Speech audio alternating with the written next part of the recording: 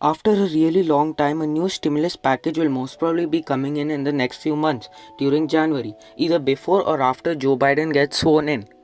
The main debate is whether it's going to be a $500 bill or a $2.2 trillion package like the one before. So this week we are going to look at the pros and the cons of both the stimulus packages while being as unbiased as possible. There are three main players and three different stimulus packages: the Senate, the House of Representatives, and the White House.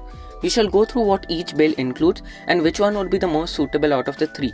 The Senate wants more targeted stimulus packages that ranges around $500 billion. The House wants a widespread stimulus package that ranges around $2.2 trillion and is around the same as the US saw the first time.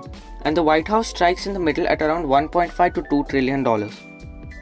These bills all include continuation of funds to the Payroll Protection Program, which provides loans to small businesses so that they can weather the storm without firing their employees. And arguably, this is one of the most important clauses in any stimulus package, since it stifles unemployment and prevents small businesses from collapsing. Since, unlike jobs, once these businesses are gone, they are not likely to come back. Payroll tax cuts and capital gains tax cuts, which are basically tax cuts for businesses, don't have widespread approval among the House but are heavily supported by the Senate and the White House. Now, when it comes to an economic sense, we have to clear a few major contentious points. Tax cuts do not help the economy long term, and tax raises do not harm the economy long term, the key word being long term. Another issue that has come up is whether Americans need another check of $1,200. Now, if Americans had savings like all other normal countries, this would have been a different issue. But Americans are unsurprisingly frivolous with their spending, and even those that can afford to have savings choose not to do so. Now, don't get me wrong, I'm not underestimating the challenges millions of Americans go through to pay for simply living. However, there is sufficient data to show that the reckless spending of their consumer mindset has made them especially vulnerable to even a single bounce in their paychecks. This means that whomsoever you want to blame, everyday Americans need a $1,200 paycheck.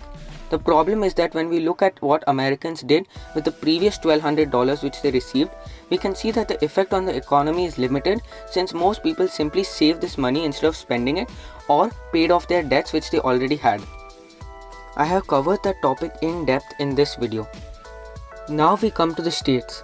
Over the lockdown, almost all the state governments have burned through their reserves, and also the $150 billion given to them through the $2 trillion stimulus package. They have arguably not spent it in the most efficient way, but they have spent it on necessary amenities and will need more money to continue to do so. And therefore, the new stimulus package will have to include a section for the state governments, and they may be looking at a stimulus ranging from $150 to $500 billion. Now, many people have raised concern over the massive deficit and debt that the government has gotten itself into. However, people do not realize that as time has passed and monetary theory and policy has advanced, developed states have found themselves able to take on more and more debt. The reason for this are extremely complex and require a whole nother video. Especially the US, due to its massive level of influence over the global markets, both due to the enormous size of its economy and the widespread use of the dollar across the globe for global trade, they are able to take on debt which no other country could take, and I am not talking in sheer value but also in a debt to GDP way. To understand this, we have to know the difference between external debt and public debt. External debt has high interest rates and are expected to be paid back within a time frame. This debt puts extreme strain on a country's budget, especially if they are a developing country. This has already started to happen in countries like Pakistan, where the government spends 30% of its budget to pay off debt. Meanwhile, public debt usually has low interest rates, especially for developed countries, and there's no expectation to pay it back, although the interest rate on that debt does have to be paid.